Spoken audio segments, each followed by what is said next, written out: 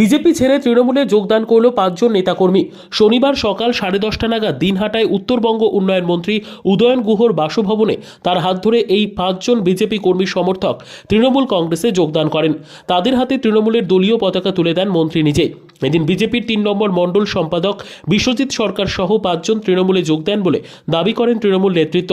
যোগদানের পর এই কর্মীরা বলেন, বিজেপি হিংসার রাজনীতি করছে, বিভিন্নভাবে খুনের রাজনীতি করছে। তাই মমতা বন্দ্যোপাধ্যায়ের নেতৃত্বে উন্নয়নকে এগিয়ে নিয়ে যেতেই স্বেচ্ছায় তৃণমূলে যোগদান করলাম। যদিও এই যোগদান নিয়ে বিজেপির তরফে পাল্টা প্রতিক্রিয়া পাওয়া যায়নি। যাতে আরও জোরদার হয়ে ওঠে তার জন্য সবাই মিলে একসাথে কাজ করব। আমি এদের হাতে আজকে পতাকা তুলে দিচ্ছি। এরা আজকে থেকে আমাদের তৃণমূল পরিবারের সামনে বন্দে মাতরম বন্দে মাতরম বন্দে মাতরম বন্দে মাতরম কংগ্রেস জাপোজ জাপোজ জাপোজ কংগ্রেস জাপোজ জাপোজ জাপোজ কংগ্রেস জাপোজ জাপোজ জাপোজ কংগ্রেস জাপোজ জাপোজ জাপোজ কংগ্রেস জাপোজ জাপোজ জাপোজ কে যোগদান কর্মসূচি সফল হলো সফল হলো সফল হলো কে যোগদান কর্মসূচি সফল হলো সফল হলো সফল হলো জয় বাংলা জয় বাংলা। আজকে বিজেপির যে পরিস্থিতি, আজকে আমি 13 বছর থেকে আজকে এই বিজেপি রাজনীতির সঙ্গে জড়িত আছি। আমার প্রথম ভোট থেকে আমি বিজেপি দলটাকে ভালোবাসতাম, কিন্তু এখন যে নোংরা রাজনীতি শুরু হয়েছে, এদের পয়সা নিয়ে রাজনীতি, দ্বিতীয়ত মার্ডার। এরা প্ল্যানিংভাবে নিজেদের লোককে মার্ডার করে রাজনীতি করতে চায়। যখনই ভোট সামনে আসবে তখনই কাউকে না কাউকে প্ল্যান করে মারার করে। সেই জন্যই আজকে আমি বুঝতে পারছি সেই জায়গাটায় আমাকেও প্ল্যান করা হয়েছিল।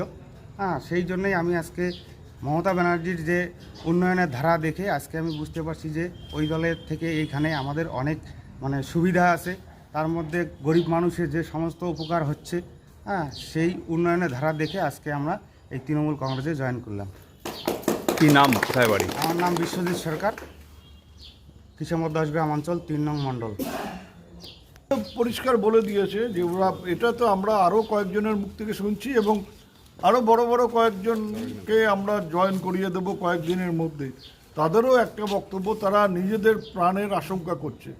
কারণ এখানে যিনি বিজেপির মাথা হিসেবে আছেন, হয়তো সাংগঠনিক পদ না, প্রশাসনিক পদে,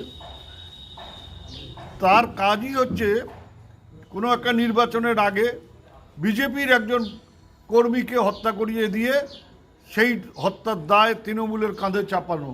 সেই জন্য অনেকেই ভয় পাচ্ছে, যার সাথে তার গোলমাল আছে বা দলীয়ভাবে তার সাথে যারা তার কাজের যারা বিরোধিতা করে, তাদেরই নিজের লোককে দিয়ে মেরে ফেলে তৃণমূলের কাঁধে দোষ চাপানোর একটা চেষ্টা সে চালাতে পারে।